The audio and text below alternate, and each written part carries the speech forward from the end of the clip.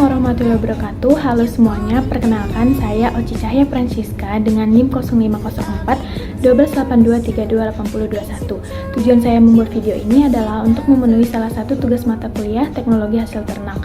Bagaimana sih cara membedakan kualitas susu UHT yang segar dan susu UHT yang sudah rusak? Sebelum membahas kualitas susu, perlu kita ketahui terlebih dahulu apa itu susu UHT. Susu UHT yaitu produk susu yang ditawarkan di pasar sebagai susu cair dalam kemasan, karena lebih mudah dan praktis untuk dikonsumsi. Berbagai macam merek susu UHT saat ini yang beredar di pasaran.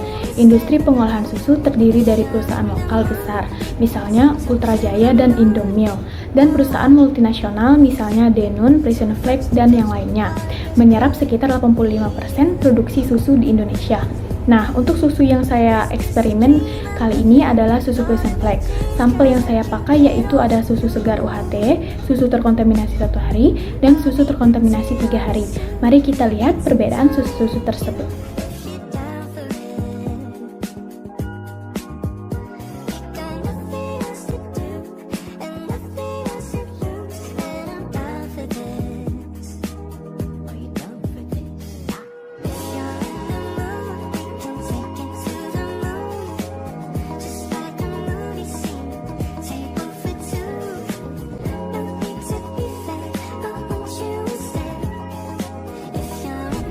Bisa kita lihat sendiri bahwa pada label warna ungu adalah susu UHT yang baik, pada label warna pink adalah susu terkontaminasi 1 hari, dan pada label warna biru susu terkontaminasi 3 hari. Untuk label warna ungu, sifat kimia pada susu tersebut terlihat bahwa warnanya putih, bersih hingga kekriman.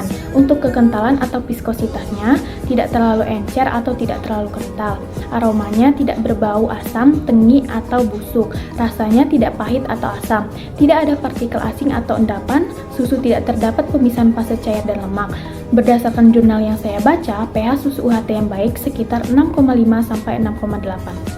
Sedangkan susu yang terkontaminasi dalam 1 hari, sifat fisik berwarna masih putih tetapi bisa terlihat sedikit keruh. Aromanya mulai terasa asam ringan, teksturnya sedikit lebih kental atau muncul sedikit gumpalan kecil. Mulai muncul sedikit gelembung karena aktivitas bakteri. pH menurun sekitar 6,0 akibat produksi asam laktat oleh bakteri fermentasi. Peningkatan kadar asam laktat yang menyebabkan rasa sedikit asam. Penurunan kandungan laktosa karena dikonversi menjadi asam oleh bakteri seperti Lactobacillus. Protein mulai mengalami denaturasi akibat perubahan pH. Susu yang terkontaminasi dalam 3 hari berwarna berubah menjadi kekuningan atau kecoklatan. Aromanya asam kuat atau busuk akibat pembentukan gas dan senyawa volatil. Teksturnya menggumpal lebih jelas, susu terpisah antara cairan dan endapan. Banyak busa atau gas akibat fermentasi lebih lanjut. pH-nya semakin turun, kurang dari 5,5, menunjukkan tingkat keasaman yang tinggi. Produksi gas meningkat karena CO2 dari fermentasi bakteri tertentu.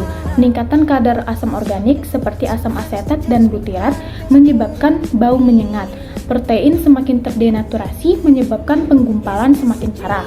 Kemungkinan toksin bakteri misalnya dari Staphylococcus aureus atau Bacillus cereus yang meningkat. Selanjutnya untuk beberapa faktor yang mempengaruhi kontaminasi. Yang pertama ada suhu. Susu mudah rusak jika dibiarkan di suhu ruangan terlalu lama karena bakteri berkembang biak lebih cepat. Kontaminasi dari udara, wadah yang tidak steril, atau tangan yang kotor juga bisa menyebabkan susu cepat basi. Sedangkan untuk reaksi kimiawinya, susu mengandung laktosa yang dapat diubah menjadi asam laktat oleh bakteri, menyebabkan susu menjadi asam.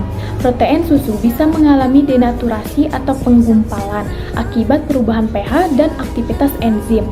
Untuk memperlambat kerusakan, susu harus disimpan di dalam kulkas atau dalam suhu rendah dan dikonsumsi sebelum tanggal kadaluarsa. Jadi, dapat disimpulkan bahwa dalam kontaminasi susu 1 hari mulai mengalami fermentasi ringan dengan perubahan aroma dan sedikit tekstur, sedangkan dalam terkontaminasi 3 hari, susu mengalami fermentasi berat, bau sangat asam, dan penggumpalan yang jelas.